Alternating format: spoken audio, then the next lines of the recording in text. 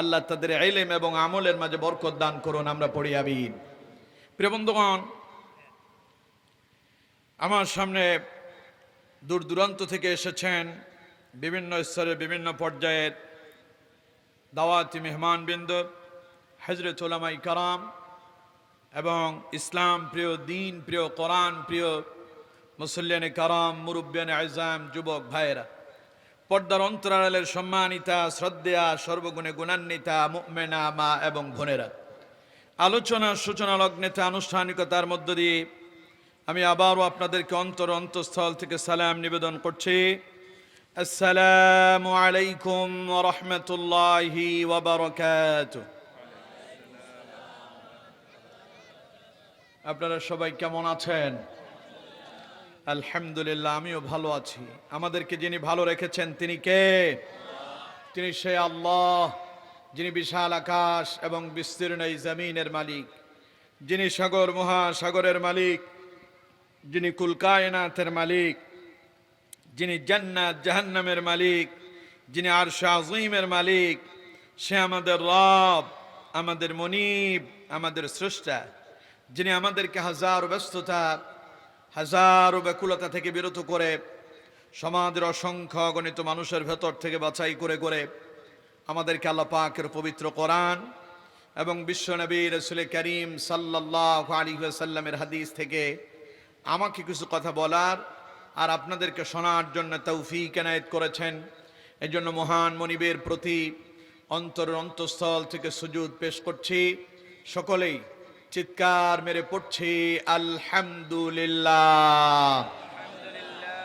আর একটু জোরে আওয়াজ দিয়া পড়ুন আলহামদুলিল্লাহ। রব্বানা লাকাল হামদ হামদান কাসীরান طيبا مباركا فيه يا ربي لك الحمد كما ينبغي لجلال وجهك وعظيم سلطانك। সবাই পড়ুন লা ইলাহা। আরেকটু জোরে পড়ুন লা ইলাহা ইল্লাল্লাহু ওয়াহদাহু লা শারীকা লাহু লাহুল মুলকু ওয়া লাহুল হামদু ওয়া হুয়া আলা কুল্লি শাইইন কাদির। পড়ুন আলহামদুলিল্লাহ। আমরা আমাদের মনিবের শেখানো ভাষায় তার প্রশংসা আদায় করে নিয়েছি। সম্মানিত বন্ধুগণ, প্রিয় উপস্থিতি, আজকের এই মাহফিল হওয়াতে আপনারা খুশি না বেজার? কম না বেশি? আমার মনে হয় আপনারা খুশি হইতে পারেন না। হয়তো আপনারা উপস্থিত যারা আছেন তারা খুশি হয়েছেন, কিন্তু অনেকেই মনে মনে চিন্তা করছে যে মাহফিল না দিয়ে যদি একটা এখানে গান বাজনার কনসার্ট করা যেত, মনে হয় তারা বেশি খুশি হইত নাকি? প্রিয় বন্ধুগণ, কোরআনুল কারীম থেকে আলোচনা শোনা, কোরআন থেকে হেদায়েত প্রাপ্ত হওয়া, কোরআন থেকে নিজের জীবনটাকে কোরআন দিয়ে পরিবর্তন করা, এটা কিন্তু সকলের ভাগ্যে জুটে না। আল্লাহ পাক যাকে কবুল করেন, আল্লাহ যাকে পছন্দ করেন, কেবল তারাই কোরআন থেকে আলোচনা শুনতে পারে, কোরআন থেকে হেদায়েত লাভ করতে পারে, ঠিক কিনা? সুতরাং যারা আসতে পারেনি আল্লাহ তাদেরকে কবুল করেননি। আর আমরা যারা আসতে পেরেছি নিজের ক্ষমতায় না আল্লাহর অনুগ্রহে? সবাই বলেন নিজের ক্ষমতায় না আল্লাহর অনুগ্রহে? দেখুন, আমার আর আপনার মতো অসংখ্য মানুষ, কেউ চায়ের দোকানে বসে গল্প গুজব করতেছে, কেউ সিনেমা দেখতেছে, কেউ ঘরের ভেতরে বসে গল্প গুজবে লিপ্ত আছেন, আবার কেউ বা চায়ের দোকানে বসে সিগারেটের সুকটান মারতেছে, আছে না নাই? কিন্তু তাদের থেকে যিনি আমাদেরকে বাছাই করলেন তিনি কে? আল্লাহ তো ইচ্ছে করলে আমাদেরকেও সেখানে রাখতে পারতেন না? কিন্তু আল্লাহ আমাদেরকে পছন্দ করলেন, তিনি আমাদের প্রতি অনুগ্রহ করলেন, তিনি আমাদেরকে পছন্দ করে তাদের থেকে আলাদা করে কোরআনের ময়দানে নিয়ে আসলেন। এতে আমরা খুশি না বেজার? সবাই বলেন খুশি না বেজার? এই জন্য আবারও মনিবের প্রতি শুকরিয়া আদায় করি, পড়ি আলহামদুলিল্লাহ। যারা আসতে পারেননি তাদের জন্য দোয়া করছি, আল্লাহ পাক তাদেরকে অতি সত্বর কোরআনুল কারীমের ময়দানে কবুল আর মঞ্জুর করুন, আমরা বলি আমিন। আমার বন্ধুগণ, সময় এখন প্রায় 10টার কাছাকাছি। তো আমরা লম্বা চড়া আজকে আলোচনা করব না, চেষ্টা করবো ইনশাআল্লাহ স্বল্প সময়ের ভেতরে কিছু গুরুত্বপূর্ণ আপনাদেরকে নসিহত শোনানোর জন্য। আল্লাহ পাক আমাকে তৌফিক দান করুন এবং আপনাদেরকে শোনার মতো সেই তৌফিক আল্লাহ পাক দান করুন, আমরা পড়ি আমিন। আমার বন্ধুগণ, আসুন বিতাড়িত শয়তানের ওয়াসওয়াসা থেকে পানা আছে পরম করুণাময় আল্লাহ পাকের নামে শুরু করি। যারা পারেন আমার সঙ্গে ঠোঁটে ঠোঁট মিলায়া পড়ুন। আউযু বিল্লাহি মিনাশ শাইতানির রাজীম। বিসমিল্লাহির রাহমানির রাহিম। التائبون العابدون الحامدون السائحون الراكعون الساجدون الآمرون بالمعروف والناهون عن المنكر والحافظون لحدود الله وبشر المؤمنين صدق الله المولانا العظيم। সম্মানিত বন্ধুগণ, প্রিয় উপস্থিতি, আমি আপনাদের সামনে কোরআনুল কারীমের অত্যন্ত গুরুত্বপূর্ণ একটি সূরা সূরাতুত তাওবা থেকে একটি আয়াতে কারিমা তিলাওয়াত করেছি। আয়াত নাম্বার হলো 112। এই সূরাতে টোটাল আয়াত আছে 129টি। সূরাতে রুকু আছে 16টি। সূরাটি নবী করিম সাল্লাল্লাহু আলাইহি ওয়াসাল্লামের মদিনার জিন্দেগিতে অবতীর্ণ হয়েছে বিদায় এটাকে মাদানী সূরা বলা হয়। প্রিয় বন্ধুগণ, আমি আশা করছি আপনারা সবাই আমার কথাগুলো অত্যন্ত মনোযোগ দিয়ে আপনারা শুনছেন, ঠিক কিনা? কথা বলেন ঠিক কিনা? তাহলে একটু পরীক্ষা করে দেখা যাক আপনাদের মনোযোগ কেমন আছে। হ্যাঁ, করবো একটু পরীক্ষা। তাহলে কোন তো আমি যেই সূরা তিলাওয়াত করছি সূরার নাম কি বললাম? সূরাতুত তাওবা। এই সূরাতে আয়াত আছে কতটা? 129। মাশাআল্লাহ। আমি কত নাম্বার আয়াত পড়ছি? 112। 112। রুকু আছে কয়টা? 16টা। সূরাটি নবী করিম সাল্লাল্লাহু আলাইহি ওয়াসাল্লামের মক্কার জিন্দেগিতে অবতীর্ণ হয়েছে। হ্যাঁ, মাদিনা। মাশাআল্লাহ, পড়েন আলহামদুলিল্লাহ। তার মানে আপনাদের মনোযোগ ঠিক আছে। তাহলে আজকে আপনারা কয়েকটা মেসেজ অলরেডি ইতিমধ্যে আপনারা জেনেই ফেলেছেন। সূরা তাওবার এটাতে আয়াত আছে 129, রুকু আছে 16। এই সূরা থেকে আমি একটা আয়াত পড়ছি, আয়াত নাম্বার 112, এবং এই সূরাটি নবী করিম সাল্লাল্লাহু আলাইহি ওয়াসাল্লামের মাদানী জিন্দেগিতে অবতীর্ণ হয়েছে বিদায় এটাকে মাদানী সূরা বলা হয়। আসুন আমার বন্ধুগণ, এই সূরার 112 নম্বর আয়াতে আল্লাহ পাক কি বলেছেন শুরুতে আমরা এর সরল অনুবাদ শুনবো, তারপরে আমরা বিস্তারিত আলোচনায় ঢুকবো ইনশাআল্লাহ। পড়ুন ইনশাআল্লাহ। আমার বন্ধুগণ, আল্লাহ পাক বলছেন, التائبون العابدون الحامدون السائحون الراكعون الساجدون। আল্লাহ রাব্বুল আলামিন বলছেন, যারা তাওবাকারী হবে, আল আবিদুন যারা ইবাদতকারী হবে, আল হামিদুন যারা আল্লাহর প্রশংসাকারী হবে, আস-সাইহুন যারা সাওম পালন করবে, রোজা পালনকারী হবে, আর রাকিউন আস-সাজিদুন যারা রুকু এবং সিজদাকারী হবে, আল আমিরুনা বিল মা'রুফ যারা সৎ কাজে আদেশ দেয়, ওয়ান নাহুনা আনিল মুনকার এবং যারা অসৎ কাজে নিষেধ প্রদান করে, ওয়াল হাফিযুনা লিহুদুদিল্লাহ আর যারা আল্লাহর সীমাকে লঙ্ঘন করেন, আল্লাহর কথাগুলো মেনে চলে। এই গুণগুলো যাদের ভেতরে আছে আল্লাহ পাক তাদের পরিচয় দিয়েছেন নবী তাদেরকে শোনায়া দেন ওয়াবাশশিরিল মুমিনিন, এরা হচ্ছে মুমিন, আর এই মুমিনদের জন্য আমি আল্লাহর পক্ষ থেকে রয়েছে একটা দারুণ সুসংবাদ। পড়েন সুবহানাল্লাহ। এই আয়াতে টোটাল 8টা গুণের কথা বলা হয়েছে। কয়টা গ্রন্থ সবাই বলেন, কয়টা? 8টা। এই 8টা গুণ, 1 নাম্বার হচ্ছে যারা তাওবাকারী হয়, 2 নাম্বার যারা আল্লাহর ইবাদতকারী হয়, 3 নাম্বার যারা আল্লাহর প্রশংসাকারী হয়, 4 নাম্বার যারা রোজা পালনকারী হয়, 5 নাম্বার যারা রুকু করে, 6 নাম্বার যারা সেজদা করে, 7 নাম্বার যারা সৎ কাজের আদেশ দেয়, 8 নাম্বার যারা অসৎ কাজে নিষেধ প্রদান করে, ওয়াল হাফিজুনা লিহুদুদিল্লাহ। 9 নম্বরে এসে আল্লাহ পাক বললেন এই কাজগুলো যারা হেফাজত করে, এগুলো সীমালঙ্ঘন করে না, এই 8টি কাজ করে যারা, ওয়াবাশশিরিল মুমিনিন, নবী মুমিনদেরকে আপনি সুসংবাদ দিয়ে দেন। পড়েন সুবহানাল্লাহ।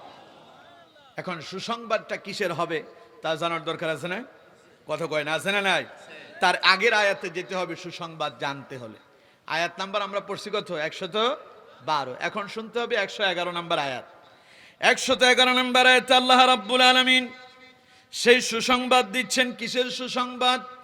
আল্লাহ পাক বলছেন ইন্নাল্লাহা আশতারা মিনাল মুমিনিনা আনফুসাহুম ওয়া আমওয়ালাহুম বিআন্না লাহুমুল জান্নাহ। পড়েন আল্লাহু আকবার। আল্লাহ পাক বলছেন এই 8টা গুণ যাদের কাছে থাকবে নবী আপনি তাদেরকে শোনায়া দেন ইন্নাল্লাহা আশতারা মিনাল মুমিনিন, ওই সমস্ত মুমিনদেরকে আপনি শোনায়া দেন আমি আল্লাহ রাব্বুল আলামিন তাদের জন্য জান্নাতকে ক্রয় করেছি। সুবহানাল্লাহ। কোন আল্লাহ পাক বলছেন মিনাল মুমিনিনা আনফুসাহুম ওয়া আমওয়ালাহুম বিআন্না লাহুমুল জান্নাহ। এই 8টা গুণ অর্জন করবে যারা, এই 8টা গুণে গুণান্বিত হবে যারা, তাদের জন্য সুসংবাদ হলো আমি তাদের জান এবং মালের বিনিময় আমি আল্লাহ পাক তাদের জন্য জান্নাতটারে ক্রয় করে নিলাম। সুবহানাল্লাহ বলেন। তাহলে মুমিন যারা হবেন, যাদের ভেতরে এই 8টা গুণ থাকবে, তাদেরকে সুসংবাদ দেওয়া হচ্ছে কিসের? কথা কয় না, কিসের? জান্নাতের। যেই জান্নাত আল্লাহ তার ওই বান্দার জন্য নিজেই ক্রয় করেছেন। সুবহানাল্লাহ বলেন। তাহলে আমার বন্ধুগণ আয়াতের সরল অনুবাদ আমরা শুনলাম, যাতে আল্লাহ পাক মুমিনদেরকে সুসংবাদ প্রদান করেছেন জান্নাতের। সেই জান্নাতি মুমিন কারা হবেন, সেই জান্নাতে কারা যাবেন, তাদের এই গুণগুলোর উপরে এখন আমরা বিস্তারিত আলোচনা শুনবো ইনশাআল্লাহ। পড়ুন ইনশাআল্লাহ।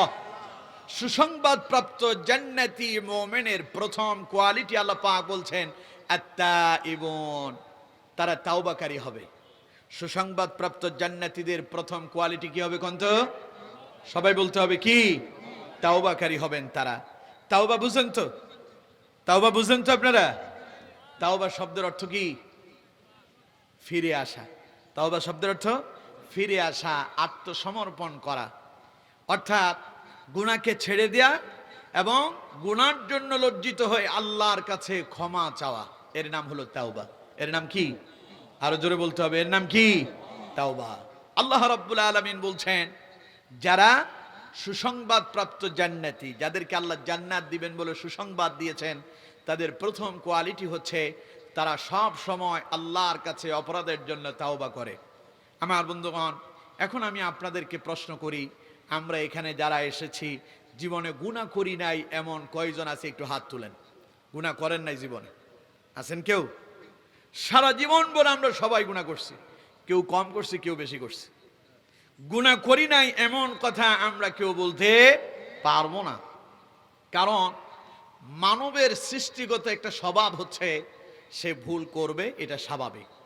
তবে হ্যাঁ, আল্লাহ তাআলা তার কিছু বান্দাদেরকে এই পৃথিবীতে প্রেরণ করেছেন যাদের কোনো গুনাহ নাই। তারা কারা? তাদের পরিচয় আল্লাহ তাআলা বলেছেন তারা হলো ওই সমস্ত ব্যক্তিরা যাদেরকে আল্লাহ পাক নবী এবং রাসূল করে প্রেরণ করেছেন। তাদের জীবনে কোনো গুনাহ নাই, তাদের জীবনে কোনো খাতা নাই, তারা হলেন নিষ্পাপ মাসুম। চিৎকার মেরে পড়েন সুবহানাল্লাহ। তাহলে গুনাহ মুক্ত কারা?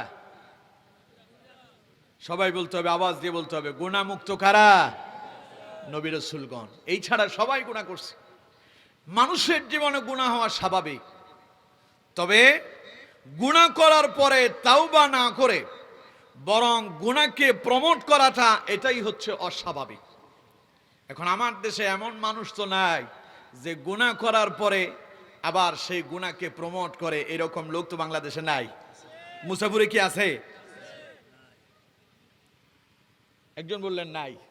এখন আছে কিনা আমি একটু আপনাদেরকে শোনাই, আসলে আছে কিনা। প্রিয় বন্ধুগণ, আমার দেশে গান বাজনা তো হয় না, কথা কয় না, গান বাজনা হয় না। মুসাফিরে এই যে পাশে সমুদ্র সৈকত, এই সমুদ্র সৈকতে প্রতি শুক্রবার ছুটির দিনে আমার এই কোম্পানিগঞ্জ, নোয়াখালীর বিভিন্ন জায়গা থেকে পর্যটকরা আসে।